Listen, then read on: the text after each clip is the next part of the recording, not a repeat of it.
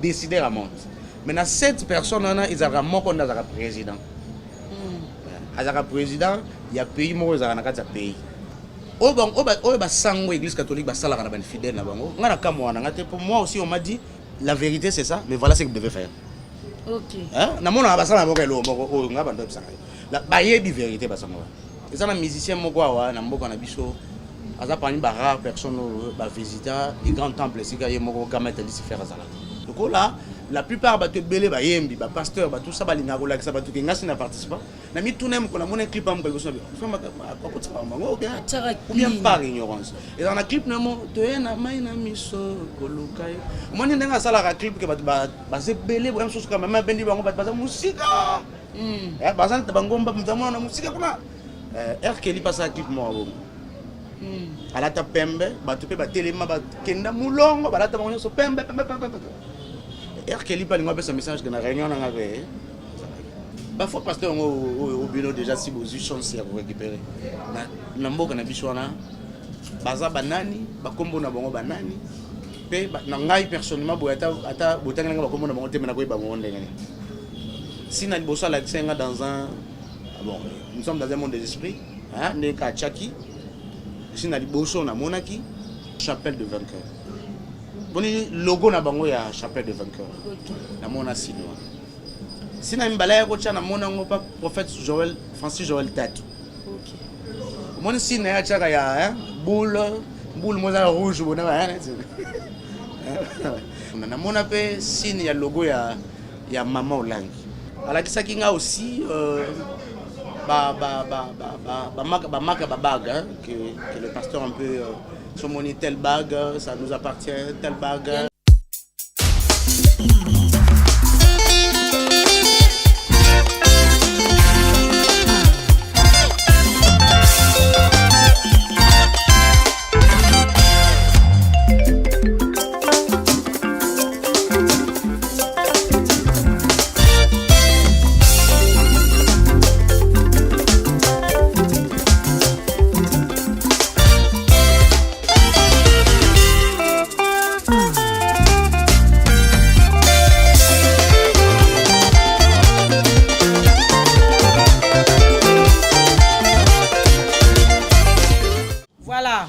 Nabino Bozé Bele Bolanda Bisso et bienvenue déjà la deuxième partie à témoignage ndeka na na première partie na baki en tout cas ba épisode de Ozalamu et Bele pour photo yeba nini lekati kuna nini esalema kuna de façon que bisope bato to kota banzela na te meto vivre par ignorance tozwa maele c'est important pour na biso. Merci na équipe technique, merci na Maldini Mayanga, merci na Igo Malela Maboko Trépied, merci à l'équipe Mobimba.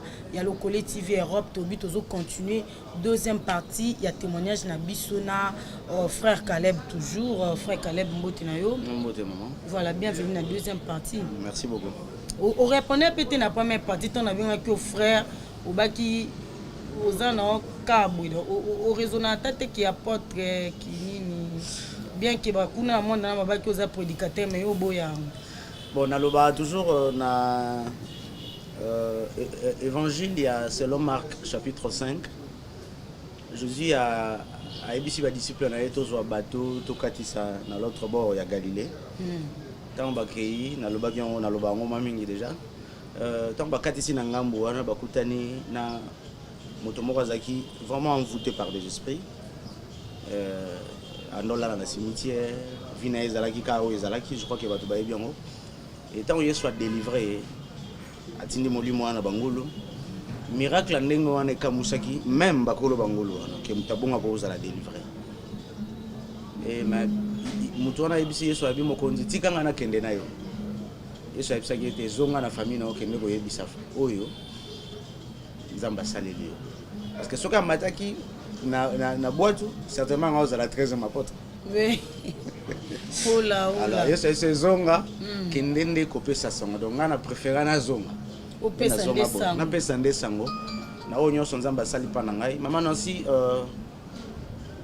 bato belé na mokili bakanisa ke baza vraiment na kati ya connaissance. Bato belé. vraiment quand ça qui va dans la connaissance. D'ailleurs pendant ça émission, bon j'avais vraiment des problèmes avec ma famille, avec ma femme. Mais pourquoi que ça émission, ça va témoignage dans YouTube, ba musu bande ko na biso poto bazo benga, et tout ça nga Sony, que na ba yeba te na linga musicien, yo tout ça, ouais hein. Il y a un peu toutes ces choses là. Au tsiko zando ki manku ba musu ba botika te. Ouais, donc or ba yeba na bango to comme ko ba musu ba ndeko na musu mo we o kabila nga mbongo na poto. On a la linga musicien, voilà.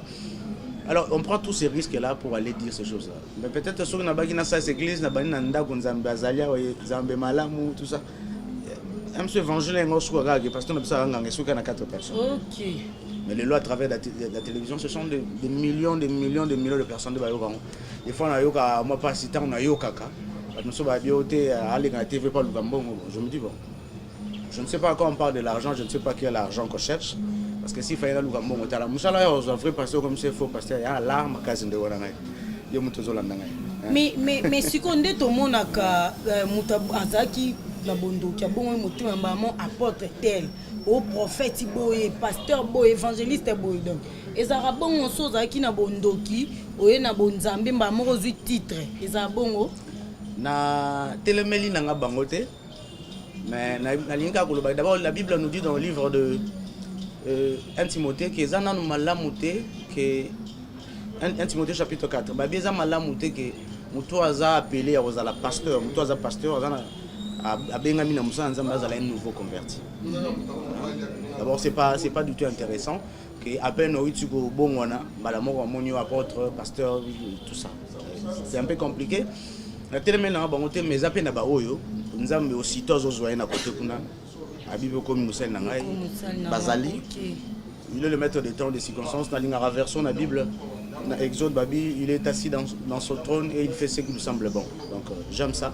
Et peut-être on a ça là-haut et ça semble bon à Bengue pasteur. Mais on y a surtout, mon qui a le lot aux Ali. On y a surtout, Matthieu chapitre 24, verset 11 lobby. Dans les derniers temps, plusieurs faux prophètes s'élèveront. Plusieurs faux prophètes s'élèveront. Donc, tout ça, on a mon kilo, les lots qui est en 2021.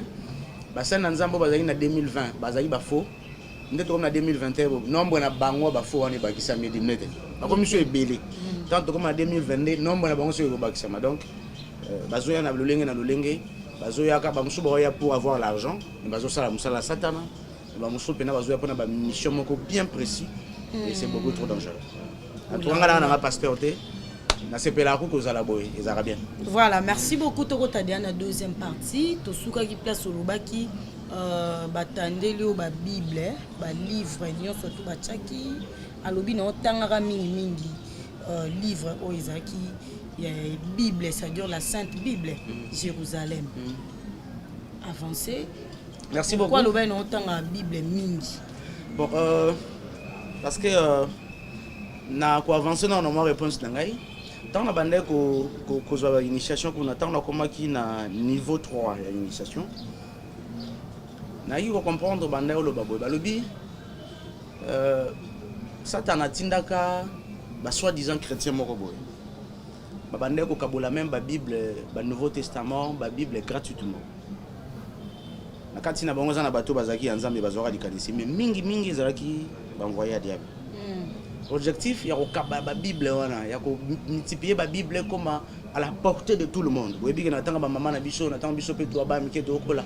Même dans l'église catholique, bando ya gaga, bosse église, en tout cas Bible zaiga pour ça. Car la penata ba maman na biso ba ko ya na l'église catholique, la Bible zaiga pour na basango. Mais petit à petit, la Bible comme qui à la portée de tout le monde. Bien sûr que ça na bateau nous a touché mutema pour ba imprimer la Bible et tout.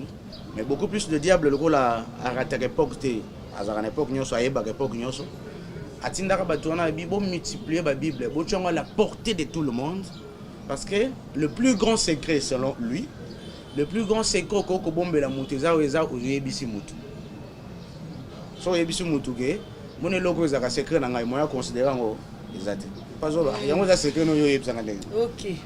Voilà le rôle là secret ya vérité oyeba Satan parce que soto bokiti se mingi ba olandanga bo pe bazala bokiti se boyambaka na si ba oza d'accord na ngai et ça na place mo côté Satan na beta pena vraie histoire na ya na livre mo côté occultisme ki na wita boye na banda bonzambe na nga boye ezala kate esika okoki koyeba Satana na détail na ye esika witi na esika okokende na suka na ye na Bible kolokwa sko Satana yebi ke eza bongo nde a décidaki à travers ba milliardaire na ba millionnaire na ba imprimer ba Bible ba tchongo à la portée de tout le monde ba tchongo peu moins cher parce que plus ils à la portée de tout le monde les gens ne vont pas plus s'intéresser à la Bible mais les gens vont s'intéresser maintenant na ba loge yo ba ndako ezala ba porte ezala ya okangama OK ba mituna ba sala rani comment rapporte les ala so efunga miseka mta koti to mutu ke koti maintenant les gens s'intéressent là-bas parce que les secrets les akuna pour ça que ba bomba keloko les gens oublient que secret za o yazana na ndako o eza wa zomona na victoire ba komi sainte bible o ba ote quand même 10 000 francs ba tamo ko komaka 3500 na kisa donc c'est un peu ça donc secret ya munene ya mokili na ya bonzambe na ya ngai na ya nature na histoire na ya géographie na ya tout ça c'est dans la Bible ko kenino siko na ko o bana kenendeni olali ozolota mbamo du fait que de okendaki na sa ndoto okei to yo moko consciemment oyebi ke funa se préparer lelo na okende place boye mena ba air nini yebisa biso ba air poto yeba ba air bandoki pena ba pumba ba air balokaka na air nini peno ba ndeko sa pratique puis elo nini ba non sala que tant o allumer ba bouger sali ba nde ba expliquer que formule okende na monde na msusu na ndako na bino mutakanga kote papa na bino ni maman nde ba maman ba contrôler bana so ba lani na butu maman ba ndeko ko kuto te okei pozoni nini ando sabo bon pour ma précision parce que tu vas pour nous témoigner on nous dit qu'ils ont vaincu à cause du sang de l'agneau et à cause de la parole de leur témoignage. D'abord on a mon opena père na mère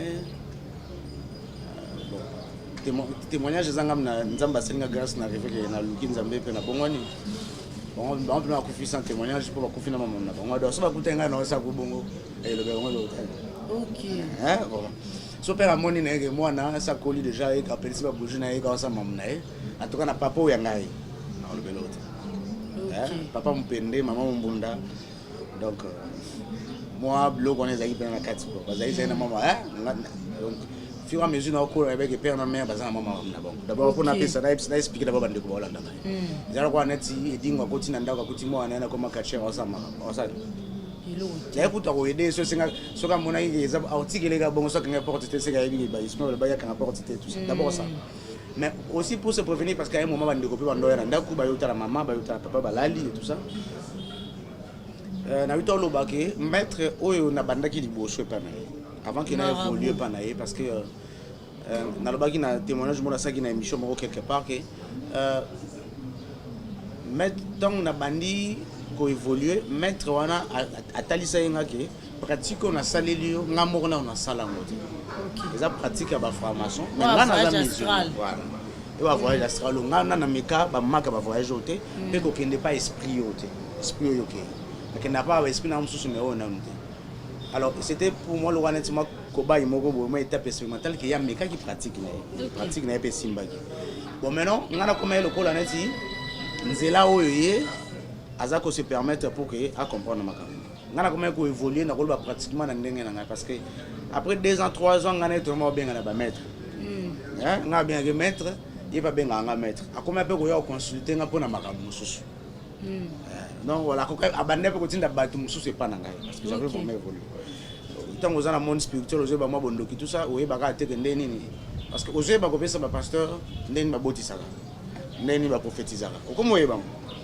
je crois qu'on va évoluer ba pratique on va dans ça ndeni tout ça mais au là que ça pasteur le temps au là que ça pasteur il pas ko na azam musulman zo rapé ba kake moi si mo za na posa ka bota après c'est ya bien ka oyo donc petit na ngana Caleb sakola makambo Caleb ndeni na otindelo mutumo tout ça ngada sans para au yape tout ça ba makambo pe boti ngas ko na osala na komba Yesu te mais au moins ba pasteur on a ndopé ça ba lo ba komba Yesu mais na simana eza mambaya ka pour pasteur ba yana ba rapport OK donc na évoluer qui na connaissance autant on a évolué na connaissance na comme un peu ko sala ba pratique ke na kangi chambre na prière et que ni papa ni maman ni ndeko soko ye oyo bakoki ko ya ozwa posa ya lo ba kokoko déjà ba yeba que chambre ya fiston ba ko tarate donc on envoûté ba voilà donc ndako boza yo peut-être bien envoûtement pas dans protection hein na sali na protéger bango d'une manière qu'ils sont un peu dominés et distraits donc il y a même que chambre n'existe nde ya mo mpe ekomela biso bando ovandaki apo surtout nini boye ezali mpe badriblo na makanisi donc ça arrive comme ça que mosusu mpe nde bana mosusu tonomona bandeko mosusu bandeko koya alemboka minerval na pale reversé abino pesanga domination apari batuna poto te so na apesa ye bongamo ouais donc c'est un peu ça donc tu pries et protéger ndaku protéger ka yo ndaku yomi protéger te ka pona ndaku yomi protéger parce que il y a aussi des esprits, hein, les voisins, parce que le monde spirituel est un monde à égalité de force. Il y a un monde à rapport de force. Donc, on a dit que maman Nancy, elle a fait un bilog. Si on a fait un bilog, on a eu de plus en plus plein. Ok. Oui. Dans mon yoga, on a senti déjà que je vais totem, mais alors le roi soit venu récupérer na kobo iba donc ba voisin pe tangu ba ko yokaka tout ça ba batu ba mona o em sujo zo kanso bomba ni meza mdo mona on a besoin de rapport de force za mu soit de moi mukem na spiritualité atonda ko leka donc il faut aussi se protéger contre nyon son contre attaque wana et tout parce que bangonde ba ko ya em suso pa ba mbwe tout ça ton document na posali ya aluka ko aziote ako pesa maman na bino na bouté esprit ayo beto le porte tout peut arriver. Donc tout ça tu dois le protéger. Voilà il faut ça parce que tout il faut faut ça protéger, faut ça bon fur et à mesure mais au début là je pratiquais ma pratique comme maître dans notre ça. Et na itolo bana fongoli maboko na mi ma prière moi ndol ba. Ko ça ne peut pas combat ndol bisanga après ça le na boaki so na maboko na chebo na parone longi donc ça me protège. Après ndé na ke vers na zui livre là na quel bosso a bougie na fongoli na tant première page na tant deuxième page tant troisième page na chebo na lali na lali après quelques minutes je me retrouve là-bas parce que koloba ke pendant mon on est ndoto tout ça non si on a zongi pena boye je sais que na outil quelque part parce que même na tongo bona ko yeba ke na butu fana samba bona ke donc je sais que je viens quelque part. OK. Au fur et à mesure que na bande ko kola na spiritualité, au fur et à mesure que na bande ko yeba ndenge nini na recontrôler maintenant ces deux corps là. Pendant ko la petit à petit na début là, je me retrouvais là-bas et tout ça. Mais au fur et à mesure na bande ko yeba ndenge na recontrôler ces deux corps là, na ko ça pas voyage, je suis allé voir un pasteur na Butu, na Zongi tout ça. Pour exemple, c'est 23h. À partir de 23h30, je commence à prier, à tanguer tout ça. Et sinon, à Matambe, tout ça pratiquement minuit. Parce que R, on a aux Apongi, et aux à minuit 5, et aux à minuit 15, et aux à minuit 20, parce qu'il faut qu'on ait banga pour ça va. Dans le roi, peut-être qu'il va y avoir aux joyaux, parce que finalement, ils ont bien aux Apongi, et aussi aussitôt, au check à Bonjour pour nous. C'est que Batunde, le pasteur, ça surtout puis à mine, 0h, 3h, on a raison. Oui. De 0h à 3h, il y a un mot très important pour qu'on ait bando quitté. Dans le monde spirituel en général. C'est un mot très important. Très important. Mais il ne faut pas tout dire que dans de 0h à 3h. Bien sûr, c'est très important dans le monde spirituel. Le monde spirituel, pour moi, j'ai eu l'enseignement plus pour détruire le monde. Donc, on plus, même la réponse dans la plus publique. Parce que pour nous, pour nous, les importants que moi, pour nous, premier jour, il y a un soir, il y a un matin. Deuxième jour, il y a un soir, il y a un matin. Donc, même dans le domaine de Dieu, ça commence d'abord à Boutou. Donc, pour nous, sur le plan spirituel, Boutou on est très important. Mais il ne faut pas aussi dire que les restes sont importants.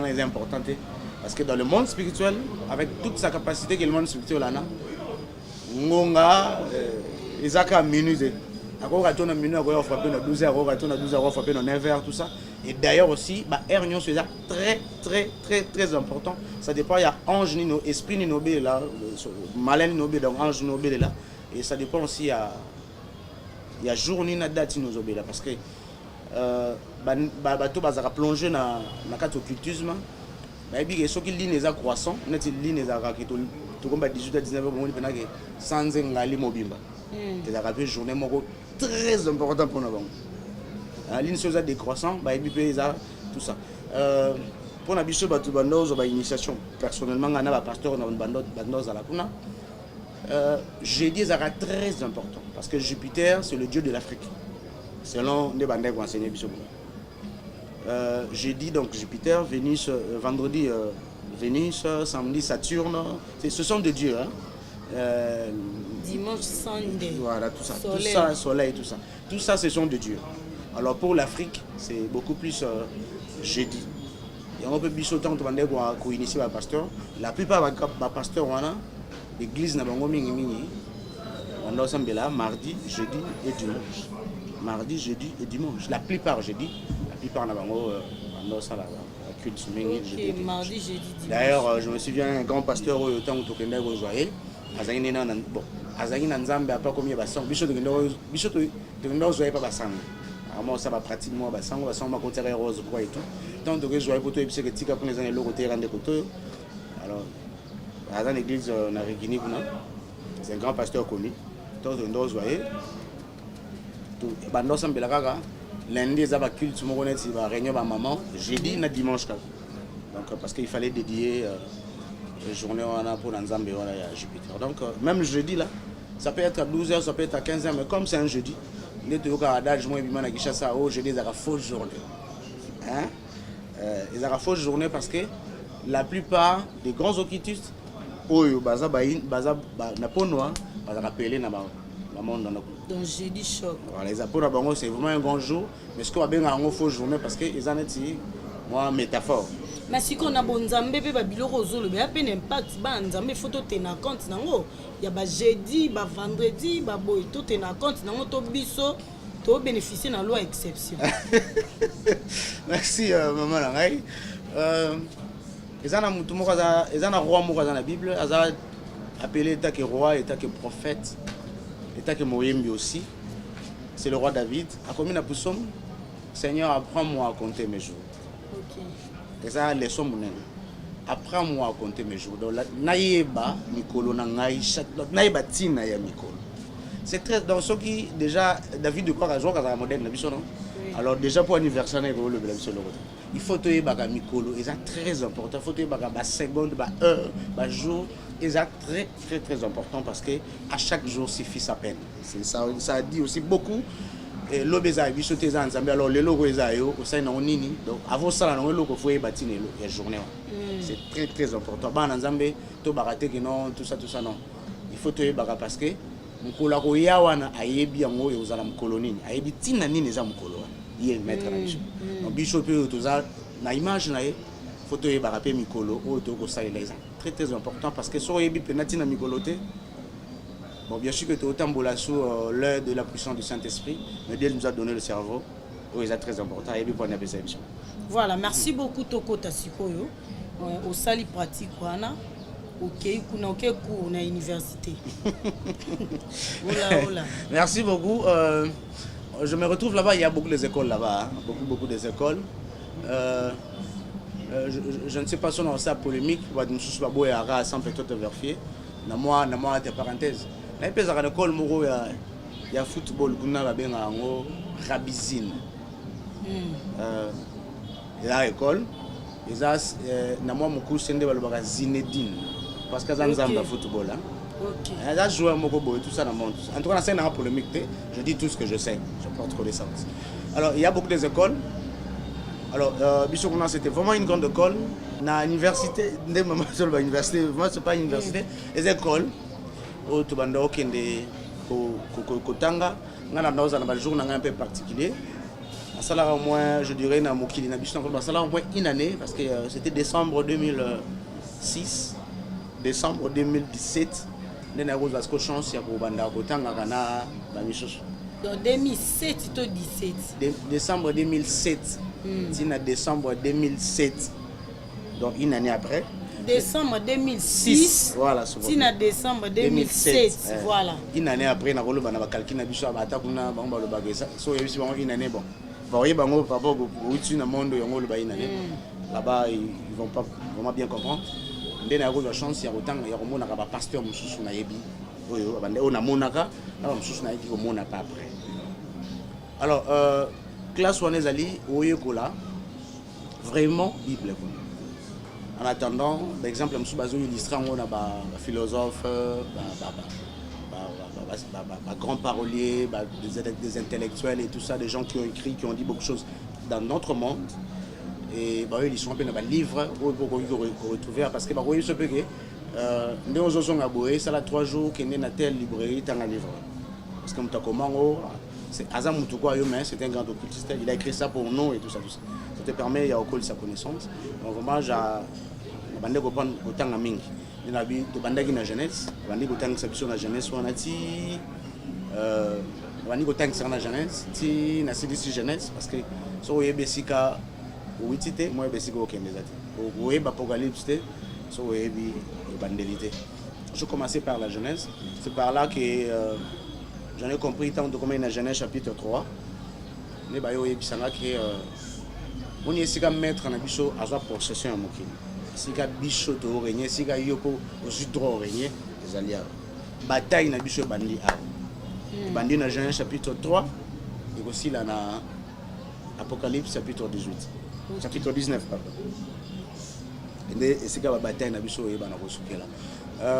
Genèse chapitre 3 verset 1. Satan a abimeli Ève et tout ça et a kosié. Nde ba epsingai. Ozomona ndenge bazoloba bien. Maître abimisela Ève lupango te. Abimisela Ève mbongo te. Abimisela mituka te po epseke gumba melanga. Ndenge bokoma osala lelo nde tokoma osala lelo. Maître ayebisaki po gagner mokili koma e ayebisaki akosaki na liloba apresentaki lilobo eza yango te nde bino pe nde yo pe na ba omso monaki boza censé okende ko salaka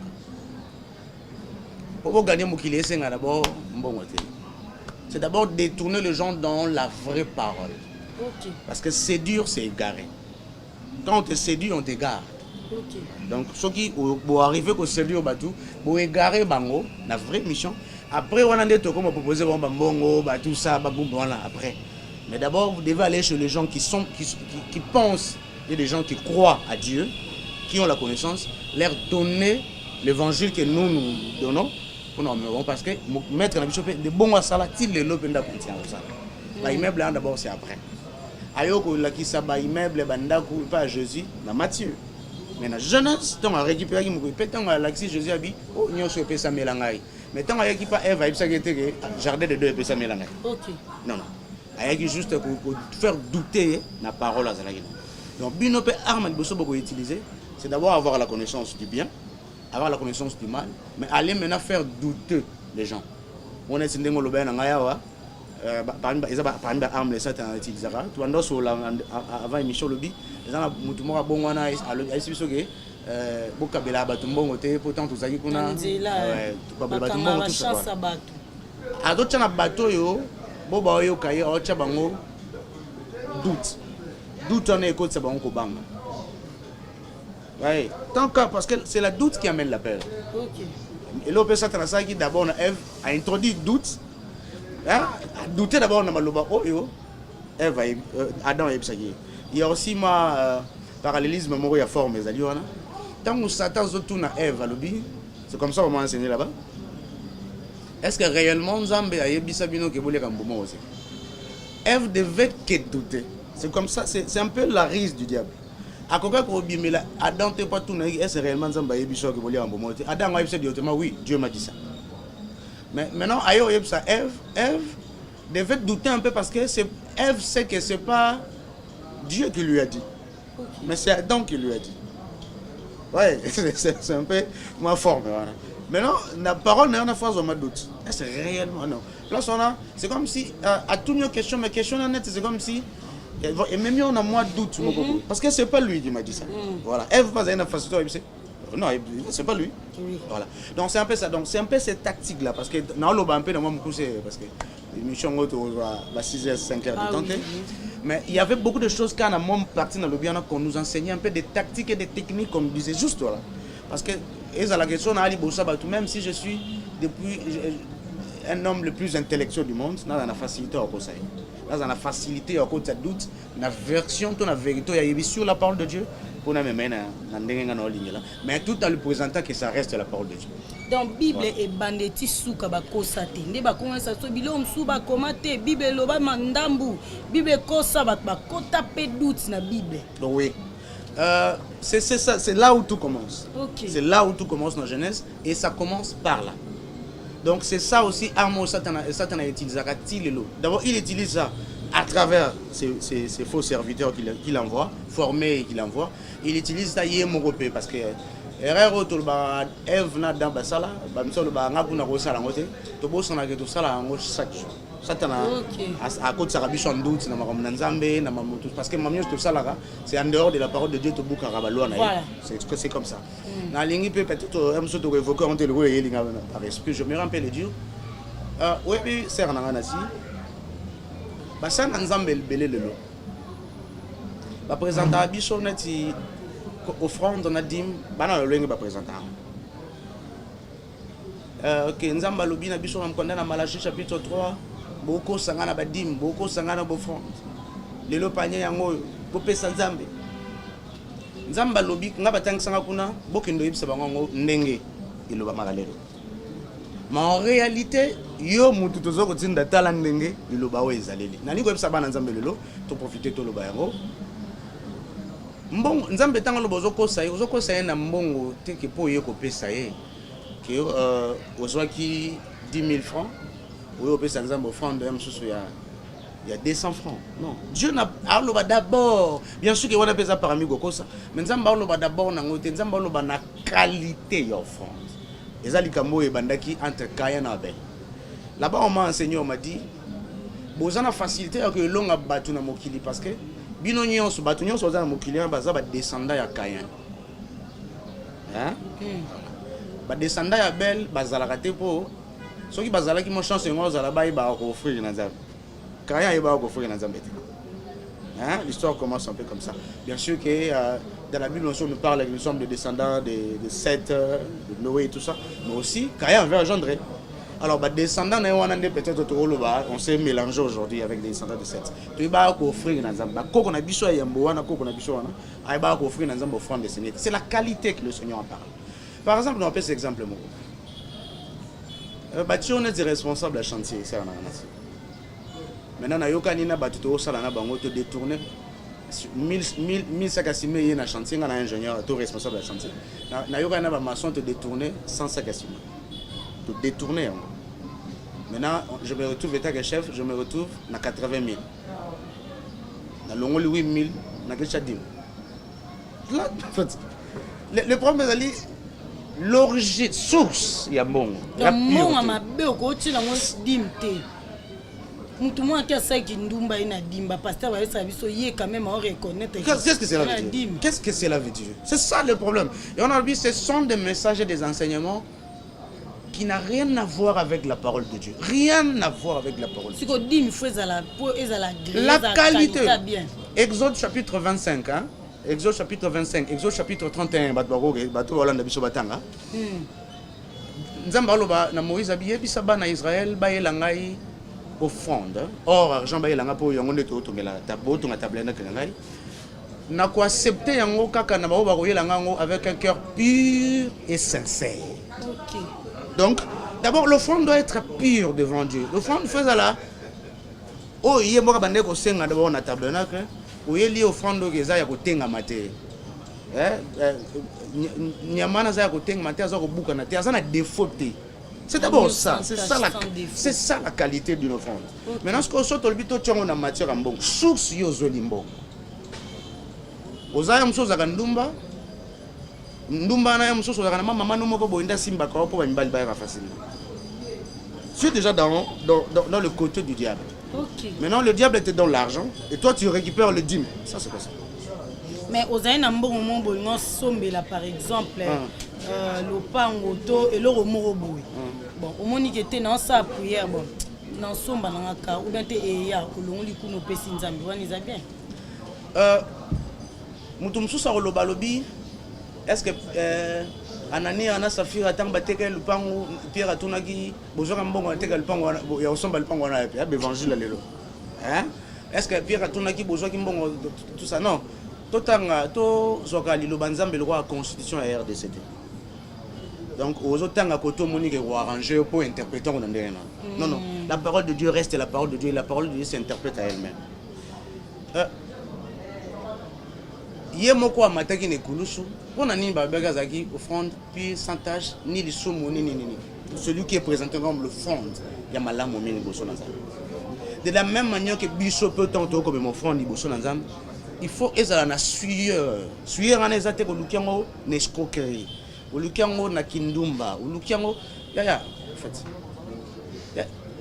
na bona kan église mo bolim sanga muto azala numéro 1 sanction ya RDC na lo belo mo na lo mabete sanction ya RDC wa permettre kana banzembo ko koleka te o scandaliser quand même bana nzambe so bota na bana na ndaku na ba parents bango na mona ka dia que l'église boko d'habiter ce qui ya kalabes na kamoka babi bon habité sur le numéro 1 na bon mais c'est comment il y a ça na sanction babi ah bon pasteur na bon azora dimna qu'est-ce que c'est le blanc na tuni pasteur on a vu yo on ni mararaye à l'église ba bloko on les amam nay ouais ay singa me cordo kal na ko pekisa quand même mutu na musala na été mais que ça la rappel qu'on vu au fond faisait ya moto qui zambonga moto qui nae neti biso bonne to sara be mission quand même to yamba batu nyonso na suka sana so ba footinga so na yamba par exemple mission mokili c'est que na pesa offrande te to dim na pesa te maman na ngai obi hein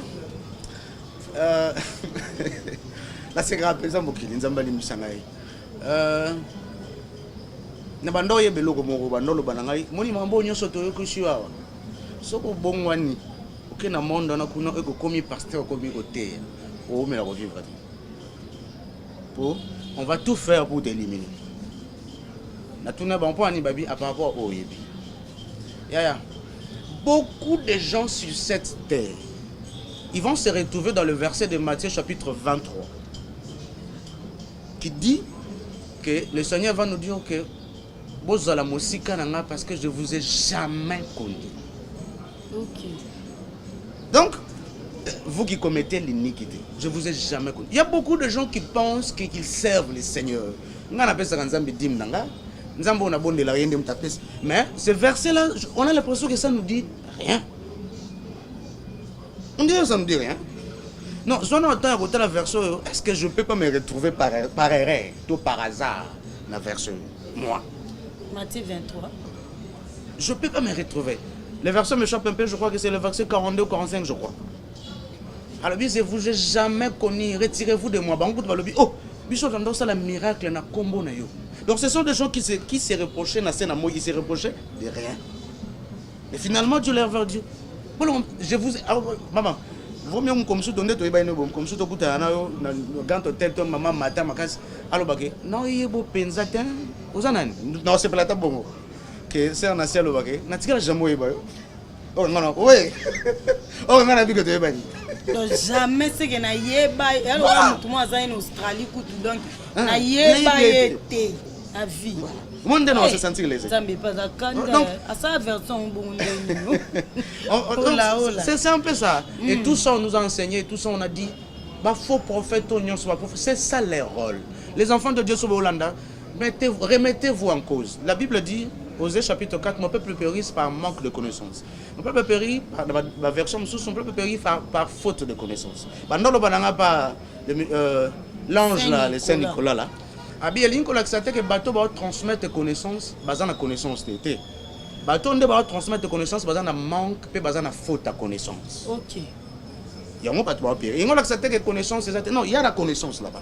Mais maintenant, il faut tout faire que bateau va en na faute, na manque à connaissance pour que les connaissances soient mal transmises, pour que bateau va avoir connaissance va périr. Tout en sachant qu'ils ont la connaissance. Vous savez, hein? Na Rigini, na côté triangle là. Na mon relation avec l'église catholique, na c'est kaka ndeko moi aussi. Respect on doit appeler ça na ekeko. Boni lelo hein, batu bazo kanisa ke bakenda ke église, bakenda ko sambela. Boni mais bango moko ba yebité que en réalité, le Dieu compris, le Dieu qu'on adore. D'ailleurs, ba mania on doit adorer dans l'église na biso. Na kena l'église moko dernièrement kaka na compagnie qui ndeko na moko yebsenga kana ke samba na église na bango. Finalement, j'ai décidé, comme nous avons une invitation, je devais y aller. Mais tant qu'aucune église, nous avons tout s'embelli, on a adoré, on a prié, on a fini. Après, tant que nous avons tout, nous avons dit que vous allez à côté, nous avons une église, nous avons un musicien, nous avons un pasteur, nous avons un modérateur, nous avons une église, nous avons en tout cas, c'est ce que je lui ai dit. Avant de moi aussi, tout ça, c'est franchement, ça y est, mais c'est ce que je vis, c'est ce que je dis. D'abord, pasteur a été mouké, après si tembele na koyemba. Ok, important si mamio surtout ça c'est la parole de Dieu. Moi non tellement que jour moi j'ai animation c'est culte d'adoration de babenga on va dimanche l'église na biso. À matin à cher abi en tout cas le lieu de somme. Tout continue. À cause ça bon. Où est la place de la parole de Dieu? On y va chanter ses prières des fois. Bon, chanter on se prier des fois on a qu'à attendre le chanter prier des fois s'il était. Chanter dans le vrai. Chanter en restant dans la parole de Dieu. C'est ça que l'église a chanté en restant dans la parole de Dieu. Est-ce que d'abord Moutou Azo Yembana a disposé vraiment à pousser le besoin? Mais il nous a dit ceci dans Matthieu chapitre 4. Pardon, qu'est-ce que j'ai dit? Jean chapitre 4. Il nous a dit l'heure vient, et il est déjà venu, où les vrais adorateurs. D'abord, il a dit les vrais adorateurs. Adorons le Père en esprit et en vérité. Car ce sont ces adorateurs-là que le Père cherche. Ceux qu'il a trouvé, mais il n'a pas encore vraiment trouvé suffisamment de vrais adorateurs. Non, il y a un problème de vrais adorateurs. Il y a des adorateurs et des vrais adorateurs. Si quoi autant le bas au lieu pembe na église moko boy na rond-point na côté triangle au moni de romo pena kitina mutu tata mukola ke oguma meleke ko moko boy. Voilà, ngai comme ça. Biso nyonso tout oyebi ke l'église na bango nyonso na ba prière ba salaka. Ba récitation na bango ezara ba tia ko ma mère wana. Voilà. Si o mère wana ninga zana azani mo santu te. Donc de ba na sama bango ezara passe-temps. Bon, na ilisika nyonso yo na pe so réponse mais na ilisika nyonso pona nini pona ça na polémique te pona ça na poso yebana te mais pona transmettre ata mutu moko connaissance moko boy na ngana lo ba pona nini po comment l'intelligence nyonso za nango na kamoka autour na pe mbat basambela kuna wa licencié en droit docteur en économie. Je me dis mais ça c'est quelle intelligence obscurcie comme ça dans une intelligence boy ça pena bon lili. Et donc, ça n'a aucun sens, quoi. En fait, je comprends que Mouta Zalakuna za franc-maçon, Zalakuna za la Rosie Christian pour Bazalaraming, qu'on a la bombe à la raming. Mais Nazo Kakapasi, Namuto Penazo Bakengai, Naza chrétien catholique, est-ce que c'est qu'on attend à Komo là-bas? Na lobby, te que soyez soya aux chrétiens catholiques, t'es dans le lobby bon. Mais na lobby, cause la catholique, croyant, pratiquant, restant dans la tradition humaine. Parce que comment on a la tradition humaine? Nandé. Ya. But defanda bango na convoquer bango na ndeni ke baptême bébé zalaka ngala mitu na tout konka défi la émission na yo aya na ko ya émission na benga yo alobake na liko ça naza frère catholique nourri na catholique je sais que baptême ya mona muke zalaka. Pourquoi lui-même le maître, celui qui est le chemin, la vérité, la vie, a son baptême na bébé? Pourquoi il a voulu qu'à son na 33 ans, na pardon na 30 ans, l'âge na yo banda ministère? Parce que la Bible on dit qu'il est le chemin, la vérité et la vie. Donc faut landanzela na ye, faut to mona solo, peut to mona bomoy. Le lengo ya tambola ki, ne le lengo biso to tambola. So ne ba sambela mère ba sala ni. Ndeni bata elle on a bara moi c'était ami. Ba pe on de bata ordre. Ba désordre to mo e pa ba pasteur wa bimia lobby wa fingi o wa chel o poison amoni bu. Kuna to mona teke ça au moins de kase. Bozo bezara ndé mingi kuna, mais sauf que bazan a désordre moro très bien organisé. Ah, bata désordre très bien organisé. Très bien organisé. D'ailleurs, on a le bar et le moro na assez bamsou ba bien côté. Boli misanga na zana libre le bango. Na ba grande réunion et ça la maria molili. Mutadi muto azala rasoki azala net numéro 1. Na grande réunion il y a 6 présidents. Ba décider à monter. Maintenant, 7 personnes, ils ont mon président. Azara président, il y a pays, moi, ils ont pays. Hein? Ok. Babylone la Grande. Ils ont vraiment et ça, Babylone la Grande. Hein? Et ça, Babylone la Grande. Pays, ils ont pays. Ouais, pays, ils ont pays. Et on a besoin de Babylone la Grande. Bon, je ne sais pas maintenant, la langue ni définir Babylone la Grande. Il y a un moment na zuma doute bon, si on a comprendre l'idée non, je dis oui d'abord hein. Pour toi enchaîner, oui, tout le bon. Maintenant, ce sont ces 6 là, bazarba président mais il est quand même président. Au cours de la grande réunion, en tout cas, nous avons une grande réunion, il n'y a que des blancs, et c'est lui-là qui est le président. Alors, président, Azara Loko la neti, il y a un représentant Kanzambe na sena moya. Selon Bango, selon Batba. Pour ça, président Mazape représentant à moi église à mon na moké.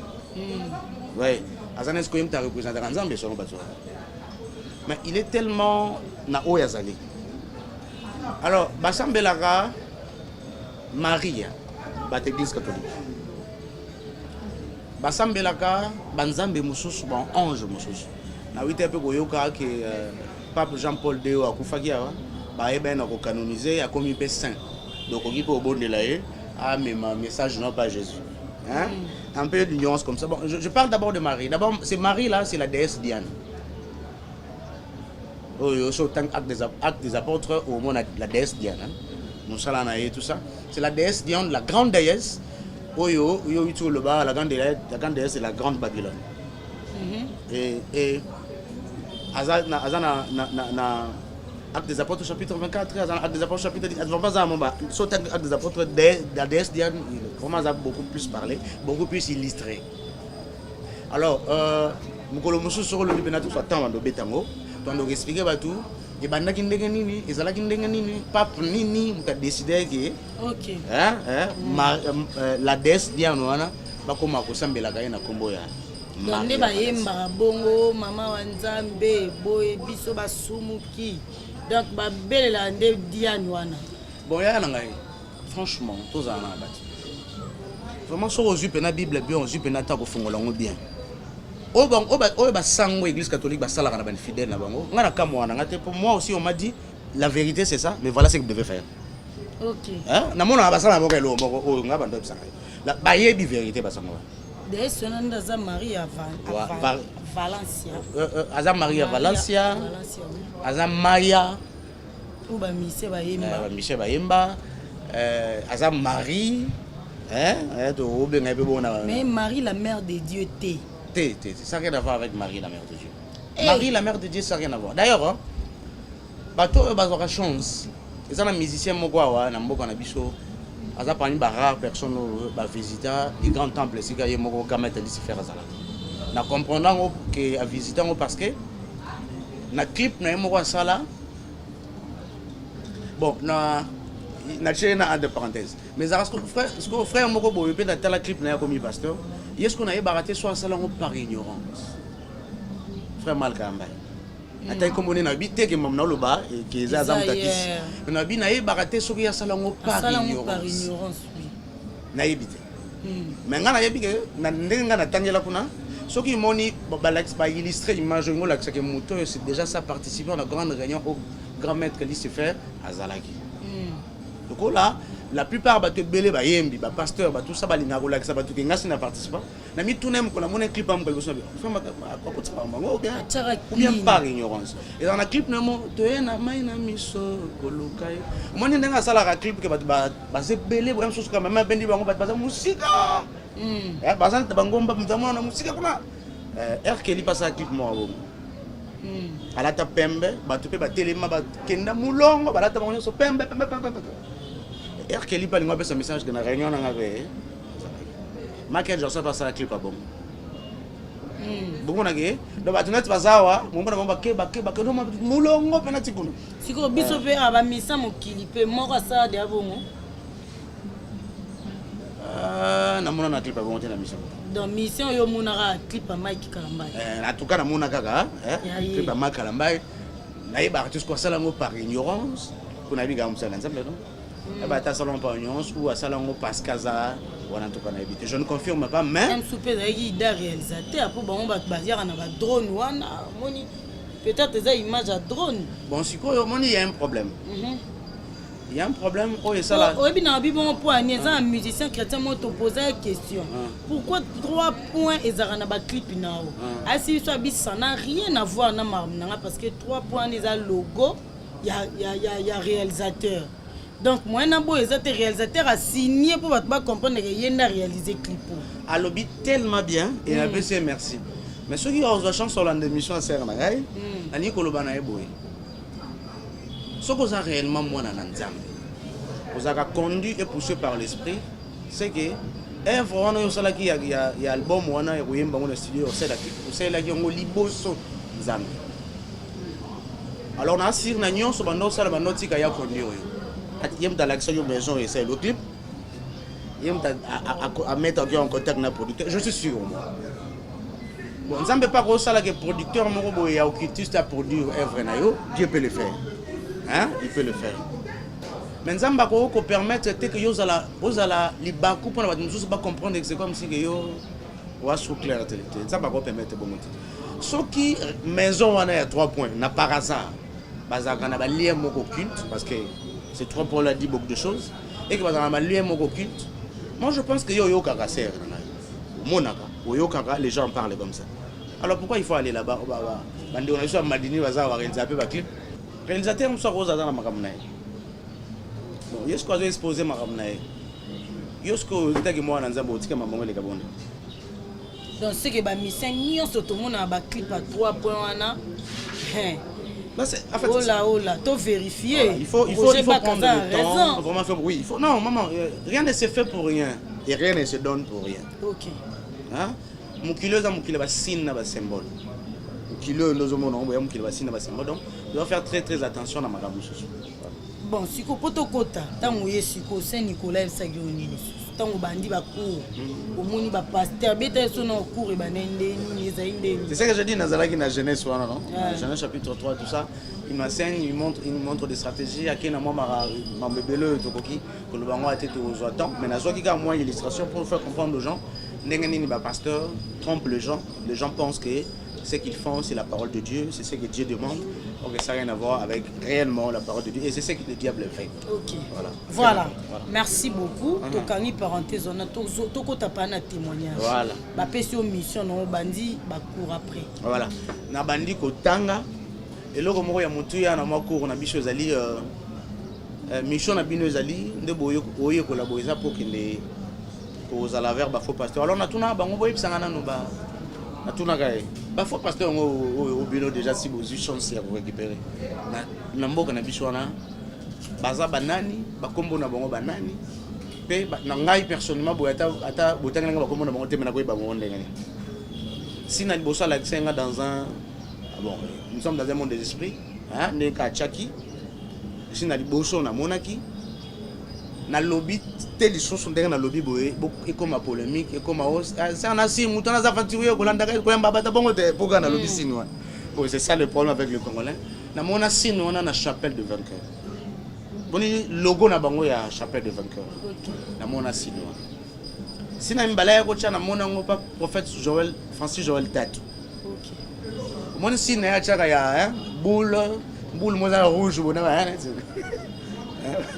bon, on habite ceux qui salango par ignorance parce que ceux qui tournent ceux qui plein d'évangile sont des hein voilà ah ça n'a raison de ngazoloba mais sinon on a na mona babi ceux qui sont mona ba sino yo na l'église kuna na mona sino en église mo komaka MMF ezala kana ah tona kasabubu hein ezala kana moni so l'église la samba c'est que zaki la samba kala pour ça notre viré dans l'église moi voilà quoi on a beau comment MMF son ministère sur des faits l'église nous ya Nigeria moni ma logo ba chawana na mona kuna na mona pe signe ya logo ya maman Olangi hein na zolo ba bien il a le cambo ya créer ba problème te na lo ba te que bango bazana na lo ba signe na mona donc tu analyses le fait OK voilà na mona pe signe na kuna ndenge alors si quoi pas maman Olangi j'étais un peu dérangé parce que à cette époque-là, moi, je suis allé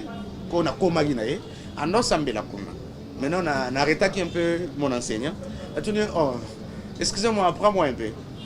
Parce que je suis un esprit, mais là, il y a même place dans l'outil. Moi, si on a l'église, est-ce que la tunité si l'église est dans le faux, dans le vrai? Mais si nous, on a le bigé, si on a moni si nous, si nous sommes mabé.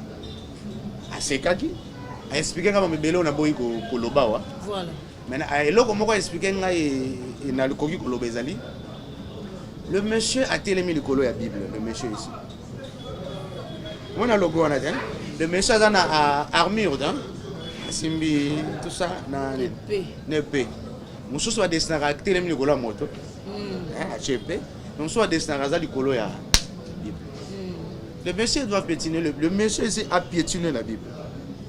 Alors nous aurons le temps de vous enseigner pour comprendre ce qui a télémis à piétiner la Bible. Ok, la Bible fait au-dessus de lui, soit fait à côté de lui, mais lui il a piétiné. Qu'est-ce que cela signifie? Okay. Mais je me juste de faire comprendre ce que mon niveau est, il y a un problème. Ok, pour avancer. Voilà. Après, on a le logo de l'église catholique. Dessin de l'église catholique et tout ça. Et à l'accès, il y a un cher, il y a un pasteur. Mon cher, il y a un fait. Bible. Bon, net Bible ouverte. Oui, après, nzete tout ça. Moi, nzete, on sait net, c'est net racine.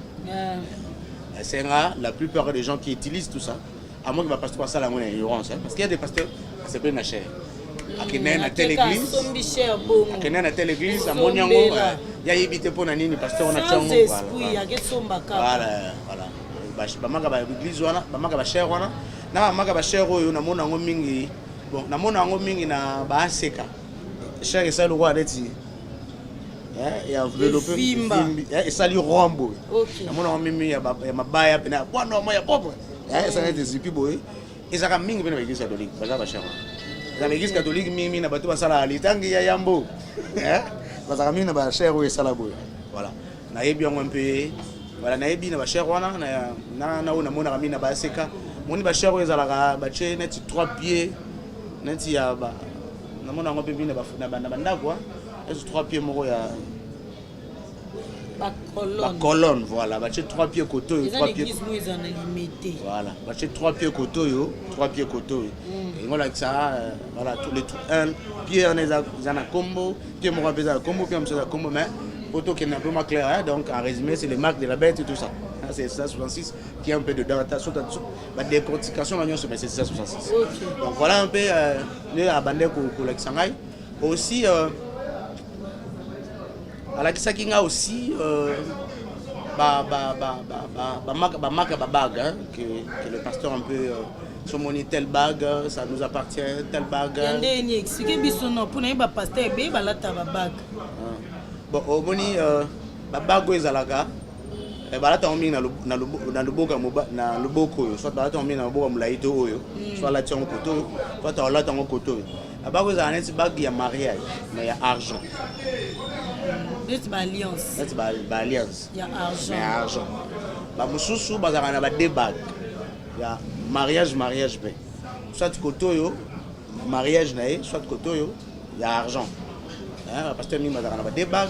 Le pasteur il y a pierre noire. La pierre noire, la pierre rouge. Ils appellent moi, moro de dos bon abo. Bah, on a dit le pasteur va faire la mingi banzamba mai. Ok. Bah, on va faire la mingi ba. Un peu bagouana ils appellent à accoutrement parce que ça faut tenir compte so bomoni pasteur on a bino mingi so bana séminaire on a nzamba ko kita azana ba tenir moko pena unique so ki pena boré makaka so bana séminaire y pena ya ba tenir on a unique et ça l'air à tenir net expliquer biso ba genre ba tenir net ya pembe. Surtout les gens qui ont été à l'église, nous allons tous, pour la clôture séminaire, tous nous allons nous habiller en noir ou en blanc. Pas dans Zambé. Comment on a fait pour te ligner pour te faire un poste pour te faire pour te lobby na mokola soka bato balinga mingi mate ya we zo sepelisa bango. Voilà. Il y a un moment où comment beaucoup ça mingi. Biso photo se réfère à l'acte des apôtres. Misala ya bantoma. Est-ce que babando ça la bilo? Bon, le pasteur a dit que clôturer c'est bien. Cette église est en blanc, en bling bling. Il est en bling bling, tout ça. Et c'est dans le bloc qu'on a soit dans la droite. On a mis le pasteur Moula tapé dans la touche net, sans en blanc. On a pasteur Mimbola dans le l'évêque, l'archevêque et tout ça, le prophète, apôtre. Un peu, et mingi peut tout on a Sirbio. Voilà. Voilà, c'en est fini. Bolandi deuxième partie pour comprendre. Il y a malam il faut qu'on retenir en tout cas. Bandeko Bolanda témoignage na kimia bolanda ngo penza po ya ebele za forozo pour vivre na ignorance ya makambo ebele, ce n'est pas bien. Et je vous aime beaucoup. Botika la connecté branché, vous allez jamais déçu na Lokole TV. Tobaki 2021 makambo asika mopepa sika. Nyonso ya sika na bonzambe, biso na kunzambe toujours. C'est-à-dire botika la malamu tokutana na troisième partie, pour troisième partie pezali sika pena tokutanga ba kombo.